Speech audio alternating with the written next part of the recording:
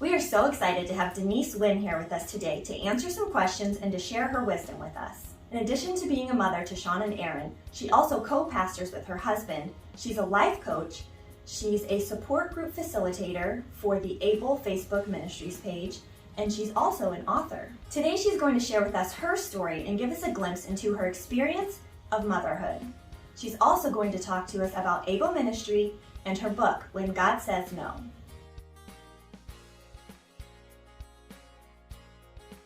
Denise, we are so glad to have you here with us today. Will you tell us a little bit about yourself, your family, and the ministries that you serve in? Well, Brittany, it's so good to be here with you today. Thank you for the invite.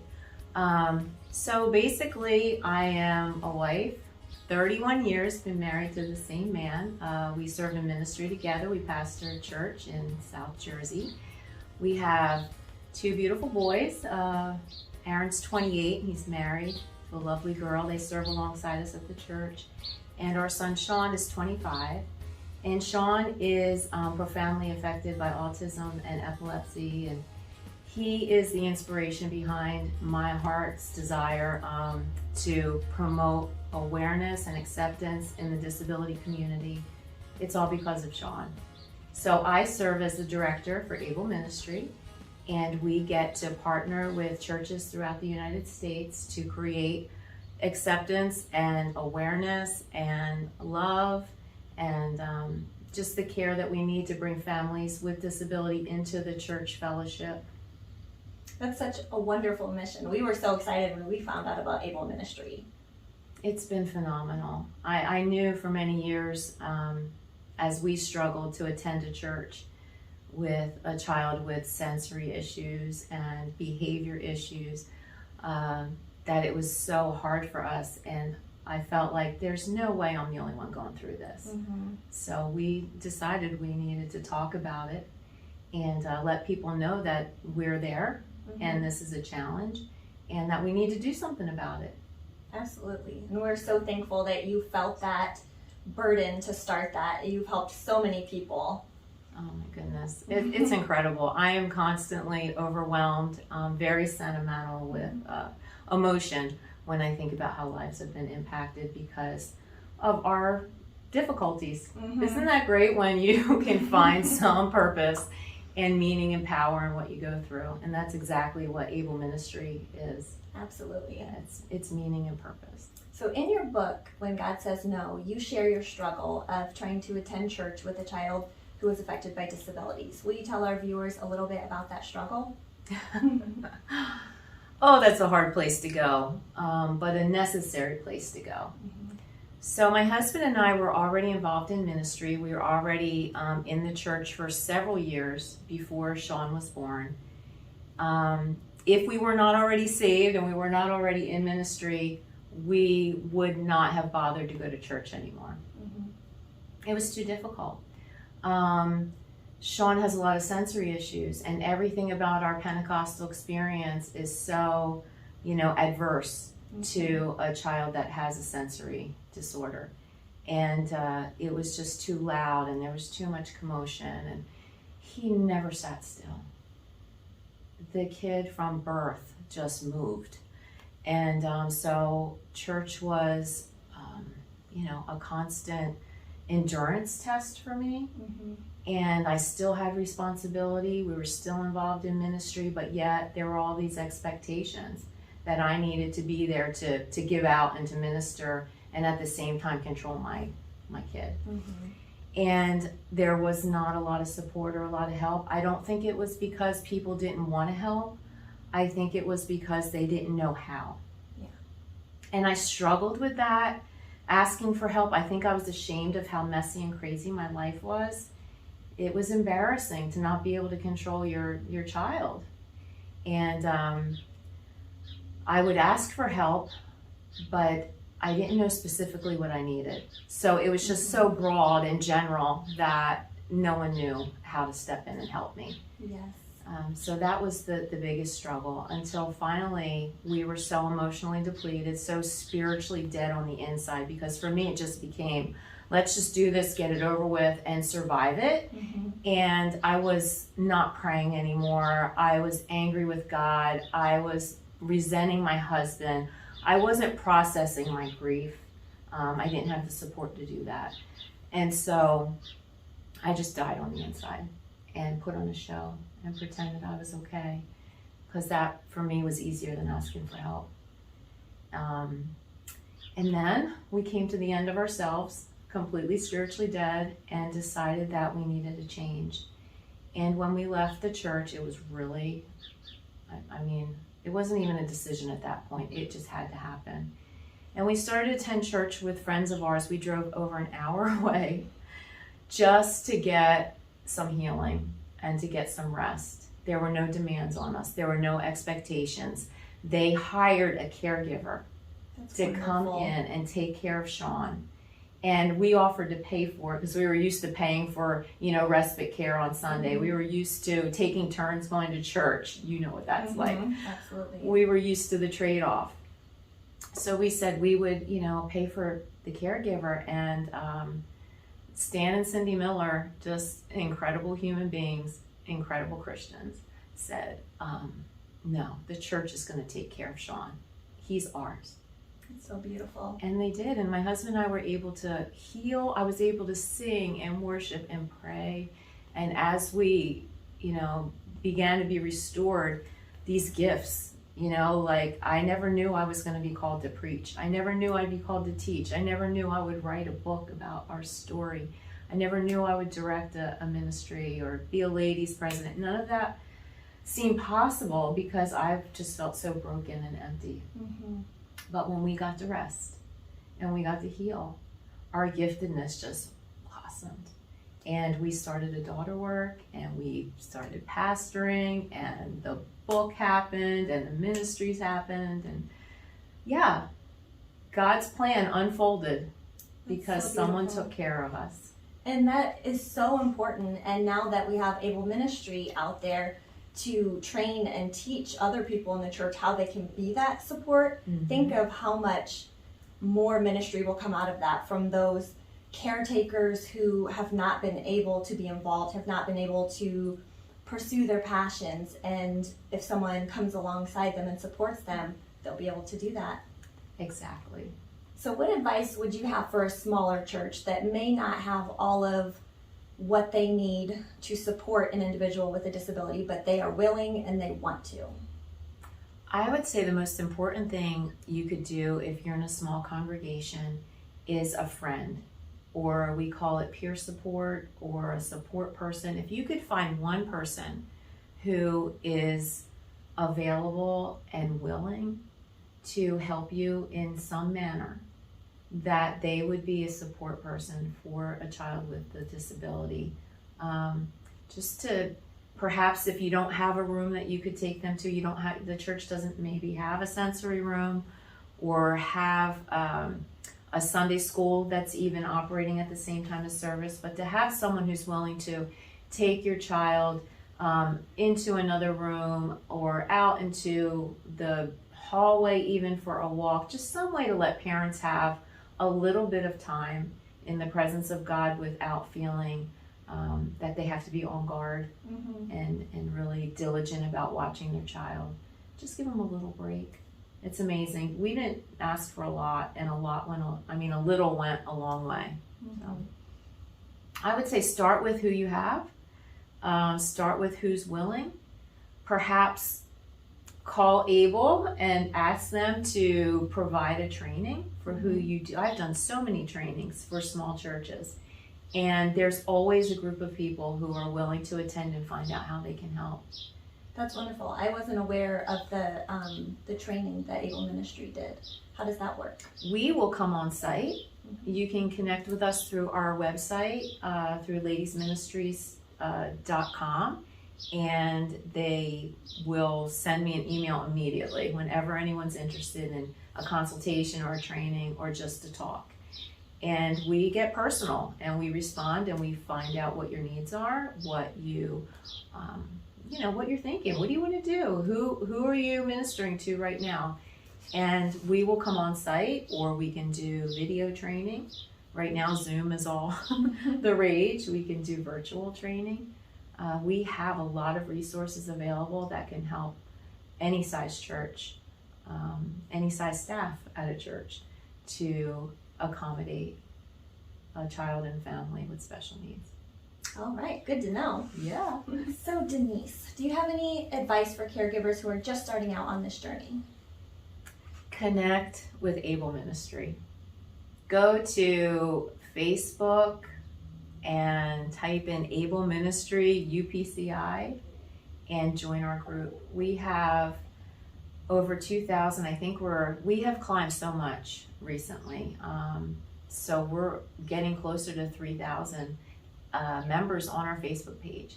So it's moms, it's dads, it's paraprofessionals, it's professionals, it's educators, and we give each other such support, no judgment, safety net, just really sincere and smart advice. You can post a question on there. I don't care what you're going through. You can post a question and you are going to, within a very short amount of time, know that you're loved, you're not alone, that there are answers, that it does get better, and we can connect one another with resources and supports and prayer. Come on, right? We really know how to pray for one another. Yes. We know exactly what it feels like. No one knows how. They don't, I get a prayer request or someone will talk about something that's going on and I've never met them, but it's almost as if it's my kid. And our hearts just know how to intercede for one another. It's a beautiful ministry. Yes, it's wonderful to have that space where you can go and you know people are going to understand whether you have questions or fears or you just need information. There's always someone to connect with. And now that I've gotten further down the road and I know that it's okay to be vulnerable, it's okay to be real, it's okay to say, I'm afraid, this scares me, this annoys me, I'm afraid and I don't know what to do. It's okay to use your words, to ask for help and to say how you're feeling. We started a mom's virtual support group and used my workbook. When God Says No, the book has a workbook that's a companion. And the questions, the dialogue, the conversations that came from this support group, when I tell you life-changing, every single woman knows now that she will never feel alone again. And at any moment can reach out and have a friend, a sister, someone who understands and they can connect with. And to get the prayer, to get the support, to get the ideas that they need to just to be okay. It's wonderful. So do you have any advice specifically for a Christian who wants to know why God won't heal their child? Wow. Philosophy 101, hey? When God says no. He understands, he knows. God is not surprised by disability. He's not afraid of disability. He's not intimidated by disability. The scriptures tell us that God created us, bit by bit, piece by piece. Every cell, every part of us was created specifically by him. He makes no mistakes. And so we can question all we want. Some of us get answers here and now. I have many friends who God has said, this is the plan, and it's clear to them, and they've accepted it. And others, even myself, there are still times where I have such faith that there will be healing. And I don't think I'll ever let that go. And I think that's okay. But there's also a time where you have to come to a realization that I need to accept my child exactly as he or she is, not view them from a place of brokenness or defectiveness, but to see how God can work in their life no matter what. And trust his plan.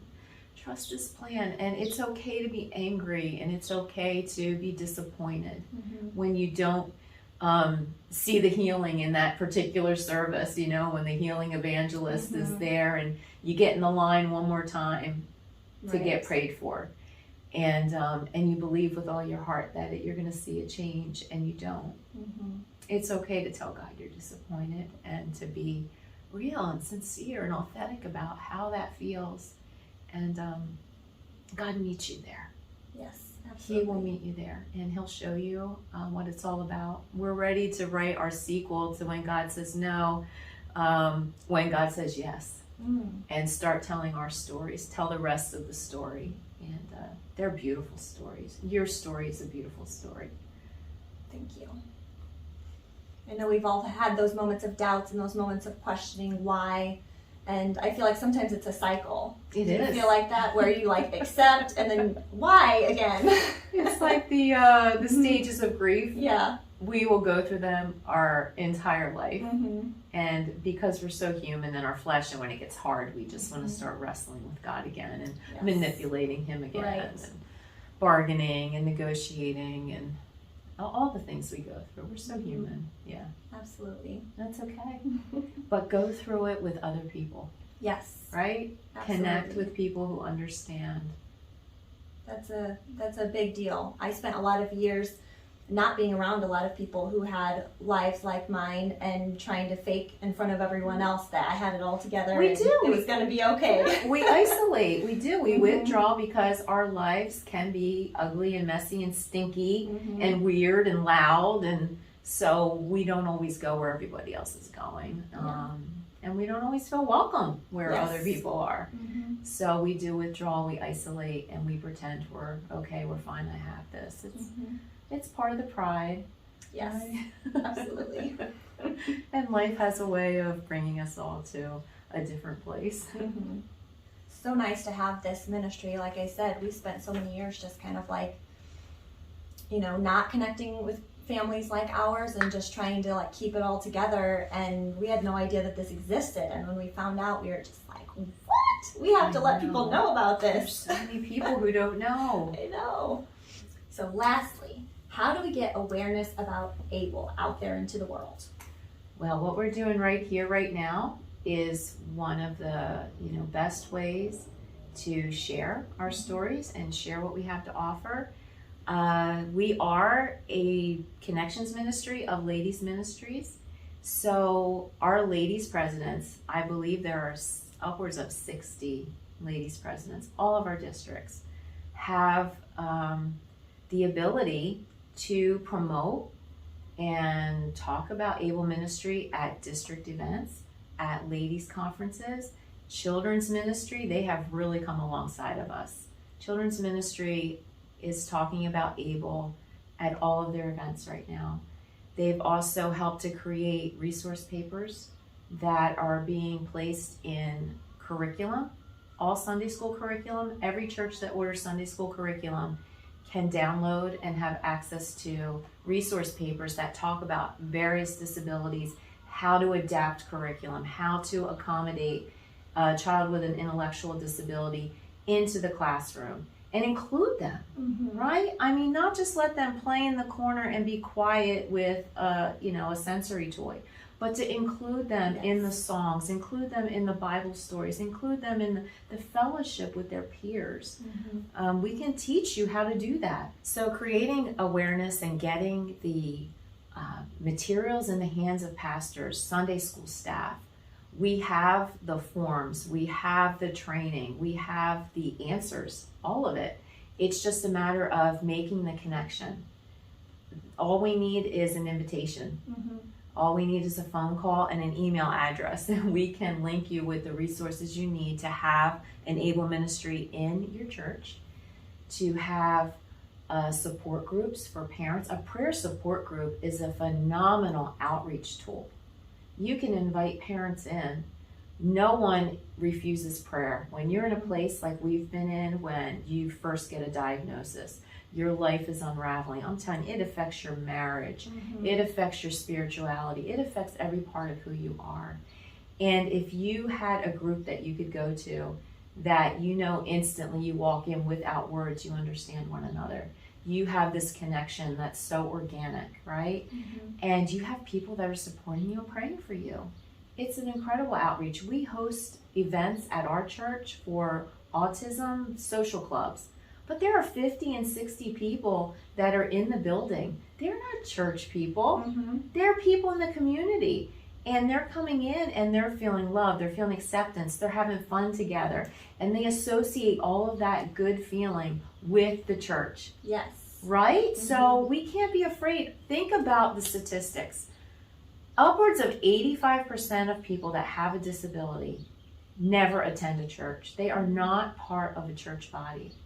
When Jesus is the answer. Yes. He's who kept me sane. He's still who keeps me sane. And they need him, and they want him, and they pray nonstop, whether they believe, or not. There are just prayers that come from hearts that are broken. And so we can reach that mission field. Yes, it is huge, and we can do it. We just need to want to, and you only need one person in your church that wants to. Yes. Just we need to one want person. to. And the resources are there.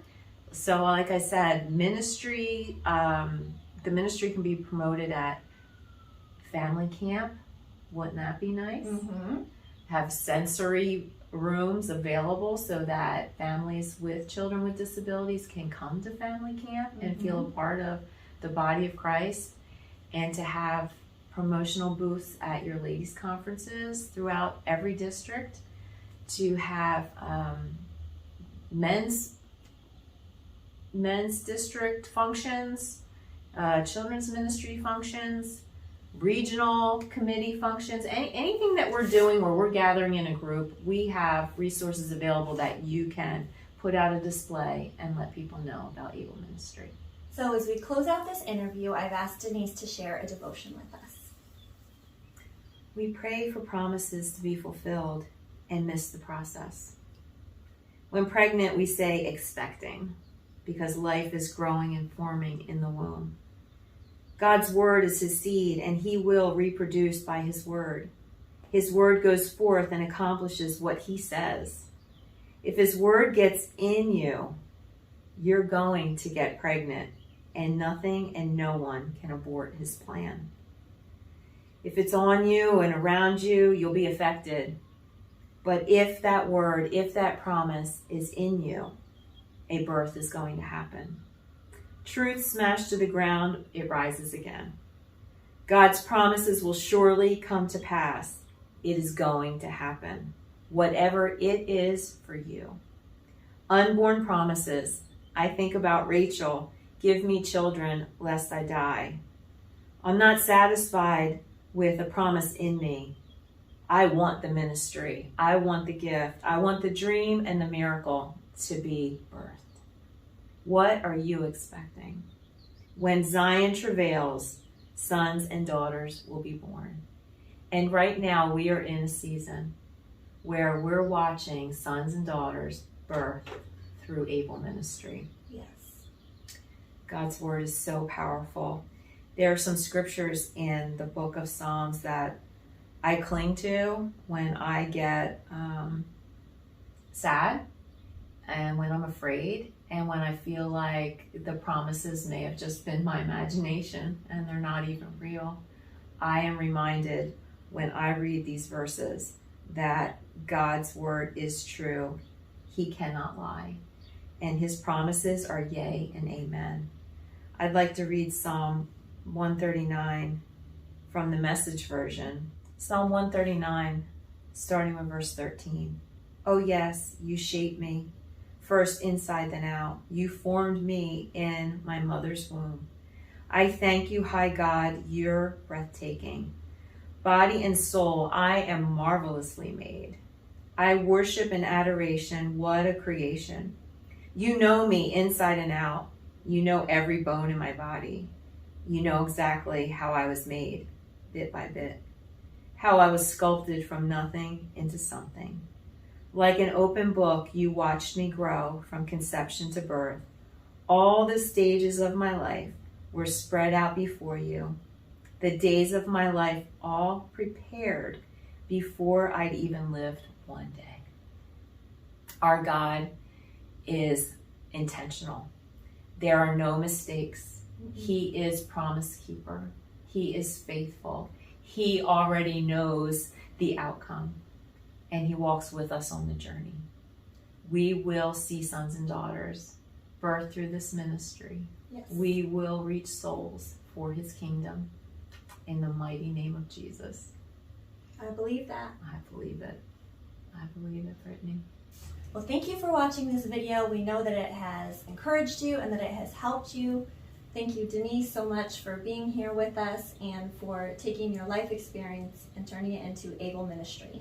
Thank you so much for the opportunity to talk about my heart, to share it, and to continue to promote awareness for this disability ministry. Thank you, Brittany. We will have a link in the description below for Denise's book, When God Says No. Make sure you check that out because it will be helpful for you.